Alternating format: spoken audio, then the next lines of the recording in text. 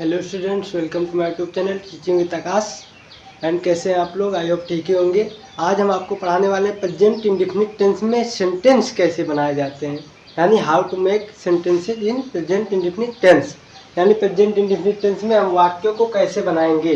तो टेंस के आधार पर आपने पढ़ा होगा वाक्य 4 प्रकार के होते हैं। पहला हमारा हो जाता है अफर्मेटिव, दूसरा हो जाता है निगेटिव, तीसरा हो जाता है इंट्रोगेटिव और चौथा हो जाता है इंट्रोगेटिव निगेटिव। ठीक है, तो हम पढ़ने वाले हैं पहले अफर्मेटिव सेंटेंस, यानी अफर्मेटिव सेंटेंस को कैसे बदलेंगे, यानी उसको अंग्रेजी में कैसे ट्रांसलेट हम करेंगे। ठीक है, तो पहले हम अंग्रेजी के सेंटेंस ले लेंगे अफर्मेटिव सेंटेंस के। जैसे हमने पहला सेंटेंस ले लिया, हम स्कूल जाते हैं। हम स्कूल जाते हैं। ठीक है, तो हमारा अफर्मेटिव सेंटेंस हो गया, क्योंकि यहाँ पे नहीं है, ना ही प्रश्नवाचक कोई शब्द है, तो इसलिए हमारा हो गया अफर्मेटिव सेंटेंस। ठीक है, तो इसे हम चेंज कैसे करेंगे, इसका सूत्र हमें होता है, इसका सूत्र हो जाता है फार्मूला। इसका फार्मूला होता है क्या? सबसे पहले सब्जेक्ट होता है प्लस वर्ब होता है प्लस ऑब्जेक्ट होता है। इससे पहले की वीडियो में हमने आपको बता दिया था कि 3 रूल होते हैं प्रेजेंट इंडेफिनिट टेंस से सेंटेंस बनाने के। तो ये पहला रूल हमारा हो जाता है, यानी अफर्मेटिव सेंटेंस वाला। तो अफर्मेटिव सेंटेंस में हमने बताया था सहायक क्रिया नहीं लगती है, और अगर एक वचन का वाक्य होगा, यानी कर्ता हमारा एक वचन होगा, तो क्रिया में एस या एस जुड़ता है। लेकिन यहाँ हम वी यानी बहुवचन है कर्ता, इसलिए यहाँ पे यस या यस का प्रयोग भी नहीं होगा। ठीक है, और सहायक क्रिया का भी यूज नहीं होगा। तो इसी फार्मूले पे हम इसको लगा लेंगे। हमको क्या लिखेंगे? वी लिखेंगे, वी। और इसके बाद क्या हमारा आता है? कर्ता। क्या आता है? वर्ब आता है। कर्ता तो हो गया वी, उसके बाद वर्ब क्या है? जाना। ठीक है, हम माने कोई है जो हम है, यानी प्रोनाउन जो है वो जाना, यानी कहीं जा रहा है। ठीक है, तो जाता है, जाते की अंग्रेजी होती है गो। ठीक है, गो हो जाएगी, क्योंकि यहाँ पे फर्स्ट फॉर्म ही लगती है क्रिया की। तो गो, यस या यस लगना नहीं है। और क्या हमारा बच गया हमारा कर्म स्कूल। तो कहीं जाने के लिए टू का प्रयोग होता है, तो टू स्कूल हो जाएगा। ठीक है, तो वी गो टू स्कूल, हम स्कूल जाते हैं।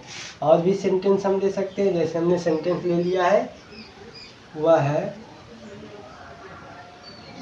है रोता है। ऐसे हमने ले लिया सिंपल सा सेंटेंस, वह रोता है। ठीक है, इस बात क्या है? एक वचन का हमारा वाक्य है। ठीक है, यानी अफर्मेटिव सेंटेंस में कर्ता जो है वो एक वचन में है। तो क्या हो जाएगा? पहले सब्जेक्ट होगा, रूल वही होगा, केवल वर्ब के साथ यस या यस लगेगा इसमें, क्योंकि यहाँ एक वचन है कर्ता। ठीक है, एक वचन जब भी कर्ता होगा तब क्या होगा? वर्ब के साथ यस या यस का यूज होगा। ठीक है, तो यहाँ पे ही हो जाएगा, वह का अंग्रेजी ही हो जाएगी, और रोता का क्या हो जाएगी? वीप हो जाएगी। लेकिन यहाँ पे यस या यस लग जाएगा। तो यहाँ पे यस लगेगा, क्योंकि वाक्य के अंत में जो है, जो हमारा वर्ड आया है वो क्या है? कॉन्सोनेंट है। अगर वावेल होता तो यस या यस तब लगता, और अगर कॉन्सोनेंट है तो यस लगेगा। ठीक है, ऐसा भी होता है कि कभी कभी ऐसा हो जाता, यानी कर्ता जब होगा, कर्ता में तो और भी अंत में आ जाते हैं कॉन्सोनेंट्स, तब भी यस लग जाता है बहुवचन बनाने के लिए। लेकिन ये हमारा रूल है क्रिया का बहुवचन बनाने का। जब भी क्रिया को हमें बहुवचन बनाना हो, अंत में अगर कॉन्सोनेंट्स आता है तो हमें यस लगाना है। अगर वावेल्स आते हैं, यानी ए ई आई ओ यू, तो क्या लगाना है? यस लगाना है। तो वह होता है कि ही वीप्स हो जाएगा। तो 2 सेंटेंस हमने ले लिया, तीसरा सेंटेंस हमें एक और ले लेते हैं। ठीक है, वह है देरी से स्कूल आता है। ठीक है, वह देरी से स्कूल आता है। सेंटेंस हो गया, अफर्मेटिव सेंटेंस ही है। ठीक है, तो एक वचन करता है, वह के अंग्रेजी ही हो जाएगी, और क्रिया में ऐसे ये सब जुड़ेगा, क्योंकि सिंगुलर नंबर है हमारा सब्जेक्ट। ठीक है, तो कम्स हो जाएगा, he comes to school late. ठीक है, he comes to school late. He comes माने वह आता है, टू स्कूल माने स्कूल, लेट माने देरी से। ठीक है, वह देरी से स्कूल आता है, कम्स टू स्कूल लेट। ठीक है, तो हमने पहला सेंटेंस पढ़ लिया अफर्मेटिव सेंटेंस। ठीक है, अफर्मेटिव सेंटेंस को कैसे हम चेंज करेंगे। ठीक है, अब हम अगला सेंटेंस पढ़ने वाले हैं निगेटिव सेंटेंस। ठीक है, हमने अफर्मेटिव पढ़ लिया, अब अगला सेंटेंस हमारा निगेटिव सेंटेंस। तो असर्टिव सेंटेंस का हमने पहला सेंटेंस पढ़ लिया अफर्मेटिव सेंटेंस, और दूसरा सेंटेंस हमारा कौन सा हो जाएगा, निगेटिव सेंटेंस हो जाएगा। तो हम पढ़ने वाले हैं निगेटिव सेंटेंस को कैसे हम चेंज करेंगे, यानी कैसे ट्रांसलेट करेंगे इंग्लिश में। ठीक है, प्रेजेंट इंडेफिनिट टेंस के। तो निगेटिव सेंटेंस को हम लिख लेंगे जैसे वह नहीं नहाता है, हमने लिख दिया वह नहीं नहाता है। ठीक है, वह नहीं नहाता है। ठीक है, वह नहीं नहाता है क्या हो जाएगा, सबसे पहले हम सब्जेक्ट लिखेंगे, इसका हम फार्मूला लिख लेते हैं।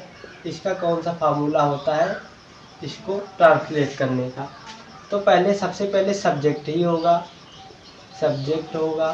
ठीक है, लेकिन इसमें क्या होता है, इसमें हेल्पिंग वर्ब का प्रयोग होता है। ठीक है, इससे पहले अफर्मेटिव सेंटेंस था, उसमें हेल्पिंग वर्ब का यूज नहीं हो रहा था, लेकिन निगेटिव सेंटेंस में हेल्पिंग वर्ब का यूज होगा, लेकिन यस या यस का यूज नहीं होगा। ठीक है, इसका रूल ये है। तो प्लस हेल्पिंग वर्ब होगा, प्लस हेल्पिंग वर्ब होगा हमारा, प्लस नॉट होगा हेल्पिंग वर्ब के बाद। ठीक है, प्लस वर्ब होगा, फिर प्लस ऑब्जेक्ट होगा।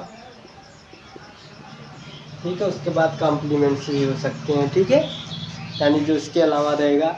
ठीक है, तो हमारा हो गया वह नहीं नहाता है, तो हमें क्या सब्जेक्ट एक चीज़ मिल गई, सब्जेक्ट। ठीक है, हेल्पिंग वर्ब तो डू डज लगती है, अगर एक वचन होगा तो डज लगेगी, बहुवचन होगा तो डू लगेगी, यानी कर्ता एक वचन होगा तो डज। यानी यहाँ क्या है, वह माने एक वचन है तो हमें डज लगाना है हेल्पिंग वर्ब। और क्या है, उसके बाद नॉट लगेगा, नहीं के लिए नॉट लग जाएगा। उसके बाद क्या हमें वर्ब लेना है, वर्ब क्या है, नहाता है ना, नहाना वर्ब है। तो ऑब्जेक्ट तो कुछ बचा ही नहीं, तो ऑब्जेक्ट से हमें कुछ लेना नहीं है। ठीक है, तो हम इसको अब कर लेंगे ट्रांसलेट। तो क्या होगा, वह के ही, उसके बाद हेल्पिंग वर्ब क्या लगेगी, डज लगेगी, ही डज लग जाएगा। उसके बाद नॉट लग जाएगा, उसके बाद यहाँ पे हम लिख देंगे बात, ही डज नॉट बात, वह नहीं नहाता है।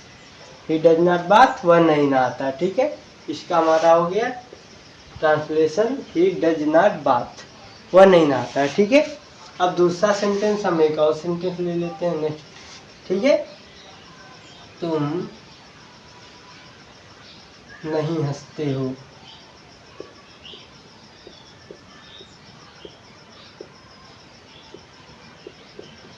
तुम नहीं हंसते हो। ठीक है, ये भी निगेटिव हो गया क्योंकि नहीं हो गया, ताती अंत में है ही, तो ये ताती हो गया, तो हम समझ जाएंगे कि प्रेजेंट इंडेफिनिट टेंस है। ठीक है, इसको हम ट्रांसलेट कैसे करेंगे, यही सूत्र हमारा मेन है। ठीक है, यही सेम रूल हमें हर सेंटेंस में लगाना है अगर प्रेजेंट इंडेफिनिट टेंस का हो निगेटिव सेंटेंस। ठीक है, तो हमारा तुम क्या हो गया, तुम के यू हो जाएगा। ठीक है, अब ये क्या है, सब्जेक्ट है, सब्जेक्ट क्या है, ये बहुवचन है, प्लूरल नंबर है। ठीक है, तो इसमें हमें क्या प्रयोग करना है, डू का प्रयोग करना पड़ेगा हेल्पिंग वर्ब। ठीक है, क्योंकि बहुवचन के लिए हेल्पिंग वर्ब डू होती है, यू डू। उसके बाद नॉट लगाना है क्योंकि हेल्पिंग वर्ब के बाद नॉट है। ठीक है, फार्मूले में। और उसके बाद क्या होगा, वर्ब होगा नॉट के बाद, तो वर्ब क्या है, लाफ है, यानी हंसना। हंसना को क्या कहते हैं, लाफ। तो यू डू नॉट लाफ, इसके अलावा हमारा ऑब्जेक्ट तो है नहीं, तो हम इतना ही लेंगे, तुम नहीं हंसते हो, तो यू डू नॉट लाफ, यानी तुम नहीं हंसते हो। ठीक है, अब एक सेंटेंस हम और ले लेते हैं, तीसरा सेंटेंस। ठीक है, हम तुम्हारे घर नहीं जाते हैं, ऐसा हमने मान लिया, सेंटेंस हो गया, हम तुम्हारे घर नहीं जाते हैं। ठीक है, हमने सेंटेंस ले लिया अपने से। आप और भी सेंटेंस ले सकते हैं, हम तुम्हारे घर नहीं जाते हैं, तो ये भी हो गया, ताती के हो गया अंत में, और नहीं हो गया तो निगेटिव हो गया प्रेजेंट इंडेफिनिट टेंस का। तो इसका भी सेम रूल हमें यही लगाना है। ठीक है, और हमारा क्या है, सब्जेक्ट वी है, बहुवचन है, इसलिए डू का प्रयोग होगा हेल्पिंग वर्ब के लिए, तो वी डू। उसके बाद नॉट का यूज होगा। ठीक है, वी डू नॉट, अब क्या हो जाएगा, go, we do not go, we do not go, यानी जाने के लिए गो लग गया, वर्ब हो गया। ठीक है, गो टू अब लगाएंगे क्योंकि कहीं जाने के लिए टू का प्रयोग होता है पहले। ठीक है, वर्ब के बाद टू, अब तुम्हारे के लिए योर हो जाएगा, ठीक है, योर, और घर के लिए हाउस हो जाएगा, ठीक है। आप होम भी लिख सकते हैं, अपना घर तो है नहीं, ठीक है, दूसरे का घर है इसलिए हाउस लिख दें, नहीं तो आप होम भी लिख सकते हैं, ठीक है, होम भी लिखनी है तो ये भी सही है, रॉन्ग नहीं कह सकता कोई, ठीक है। तो we do not go to your home, ठीक है। तो हमने निगेटिव सेंटेंस पढ़ लिया। निगेटिव सेंटेंस में हमने क्या बताया कि अगर प्रेजेंट इंडेफिनिट टेंस का निगेटिव सेंटेंस होगा तो सबसे पहले आपको सब्जेक्ट लेना है, उसके बाद लेना है आपको हेल्पिंग वर्ब, उसके बाद प्लस नॉट होगा, उसके बाद होगा वर्ब, उसके बाद ऑब्जेक्ट प्लस कॉम्प्लीमेंट होगा, ठीक है। वर्ब कौन सी लेनी है, अगर सिंगुलर नंबर का कर्ता आपका है, ठीक है, जैसे ही सी इट नाउन कोई हो गया या तो ठीक है नाम किसी का हो गया तो आप डज का प्रयोग करेंगे, या और अगर आई वी यू दे ये बहुवचन वाले कर्ता हो गए, ठीक है, प्लूरल नंबर्स हो गए, तो इसके लिए आपको क्या लेना है, इसके लिए आपको लेना है डू, यानी हेल्पिंग वर्ब डू होगी, ठीक है। और वर्ब में एस आई एस इसमें नहीं जोड़ना है, जैसे अफर्मेटिव में जोड़ा जाता था, इसमें एस आई एस का ऐसा कोई प्रयोग नहीं होगा, ठीक है। तो आई होप आपको ये पसंद आया होगा। अब अगला सेंटेंस हम पढ़ने वाले हैं कि अगले सेंटेंस को हम कैसे चेंज करेंगे, ठीक है। तो इससे आगे बढ़ते हैं। अगर आपको वीडियो पसंद आ रहा है तो लाइक करें, चैनल को सब्सक्राइब कर दें प्लीज़। हमने अफर्मेटिव और निगेटिव सेंटेंस को पढ़ लिया, तो हम अगला सेंटेंस पढ़ने वाले हैं इंट्रोगेटिव सेंटेंस, यानी इंट्रोगेटिव सेंटेंस को प्रेजेंट इंडेफिनिट टेंस में कैसे ट्रांसलेट करें, ठीक है। तो हम पहला सेंटेंस लेते हैं, क्या तुम खाना पकाती हो, ठीक है, खाना पकाती हो। इससे पहले आपको ये ध्यान रखना है कि जो इंट्रोगेटिव सेंटेंस होता है इसमें दो टाइप होते हैं, या एक तो टाइप होता है हमारा यस या नो टाइप, यानी यस या नो जिसमें आंसर दिया जाता है, जिसमें सबसे पहले क्या होता है क्या का प्रयोग होता है, यानी प्रश्नवाचक शब्द कोई होगा, ठीक है, सबसे पहले वाक्य में, उसे यस या नो टाइप कहेंगे। और जो विस्तृत आंसर देने वाला वाक्य होगा, यानी ऐसा जैसे तुम क्या कर रहे हो, तुम क्यों यानी स्कूल जा रहे हो, ठीक है, ऐसे सेंटेंस अगर होंगे तो डब्ल्यू ए टाइप होते हैं। तो हमें पढ़ने वाले हैं यस या नो टाइप हमारा, ठीक है, हमें पढ़ रहे हैं यस या नो टाइप, अभी यस या नो टाइप है, ठीक है, यानी हाँ या नहीं में उत्तर देना हमें होता है इसमें, ठीक है। तो इसका रूल पहले हम लिख लेंगे, फार्मूला क्या होता है, फार्मूला क्या होता है हमें सॉल्व करने का, ठीक है। फार्मूला क्या होगा, सबसे पहले इसमें हेल्पिंग वर्ब होगी, सबसे पहले आपको नोटिस करना है कि ऐसे सेंटेंस में सबसे पहले हेल्पिंग वर्ब होगी, उसके बाद क्या होगा सब्जेक्ट होगा, ठीक है, सब्जेक्ट होगा प्लस वर्ब होगा प्लस ऑब्जेक्ट होगा, ठीक है। यही हमारा फार्मूला है कि सबसे पहले helping verb plus subject plus verb plus object, ठीक है। तो इसी के आधार पे हमको सॉल्व करना है। हेल्पिंग वर्ब आपको पता ही है कैसे लगती है, यानी कर्ता के अनुसार लगती है। अगर कर्ता सिंगुलर होगा तो डज, और अगर प्लूरल होगा तो क्या होगा डू लगेगा। तो यहाँ हेल्पिंग वर्ब क्या लगेगी डू लगेगी, क्यों, क्योंकि यू प्लूरल नंबर है, ठीक है, कर्ता हमारा प्लूरल है, तो डू उसके बाद क्या होगा सब्जेक्ट होगा, तो यू का प्रयोग करेंगे, डू यू। अब पकाना का हो जाएगा क्या, पकाने की अंग्रेजी हमारी थी कुक, क्योंकि सब्जेक्ट के बाद वर्ब आती है तो हमारी वर्ब पकाना है, तो cook, do you cook, cook हमारा हो जाएगा, ठीक है, डू यू कुक। अब खाना, खाना का क्या हो जाएगा मील, ठीक है, डू यू कुक मील। लेकिन ये प्रश्नवाचक शब्द लगाना अत्यंत आवश्यक है, अगर प्रश्नवाचक चिन्ह आपने नहीं लगाया तो ये रॉन्ग भी कर दिया जा सकता है, या फिर आपको मार्क्स कम मिल सकते हैं, ठीक है। दूसरा सेंटेंस जैसे हमने लिख दिया, क्या आप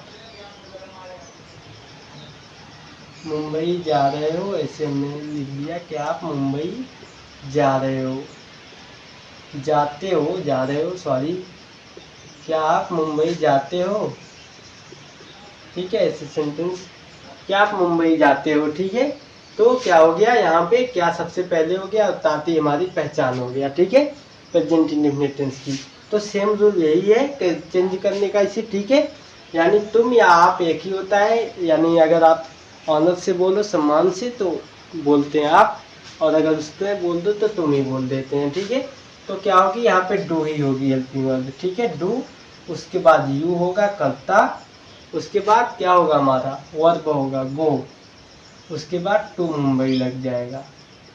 मुंबई को बड़े अक्षर में लिखेंगे क्योंकि बड़े शहर का नाम है, ठीक है, प्रश्नवाचक चिन्ह। Do you go to Mumbai, ठीक है। आपको समझ में आ रहा होगा कि क्या होगा। सबसे पहले होगा हमारा हेल्पिंग वर्ब, उसके बाद subject plus verb plus object हो जाएगा, ठीक है। एक और सेंटेंस हम ले लेते हैं। क्या मैं स्कूल जाता हूँ? क्या मैं स्कूल जाता हूँ, ठीक है। सेंटेंस हमारा हो गया जाता हूँ, और क्या हो गया हमारा, क्या हो गया प्रश्नवाचक शब्द, और हमारी क्या होगी वर्ब जाना हो गया, ठीक है। तो इसको हम चेंज करेंगे। सबसे पहले क्या लगाएंगे मैं की अंग्रेजी होती है आई, जो है प्लूरल नंबर, ठीक है, इसलिए डू का प्रयोग होगा हेल्पिंग वर्ब के लिए। उसके बाद आई का प्रयोग है डू आई, गो होगा जाने के लिए, टू स्कूल हो जाएगा, do I go to school, ठीक है, do I go to school. तो आई होप आपको ये वीडियो पसंद आई होगी। अब मिलेंगे अगली वीडियो में इसके दूसरे पार्ट में, जिसमें हम पढ़ाने वाले हैं आपको WH टाइप सेंटेंस, ठीक है। तो मिलते हैं अगली वीडियो में, तब तक के लिए हैव ए गुड डे।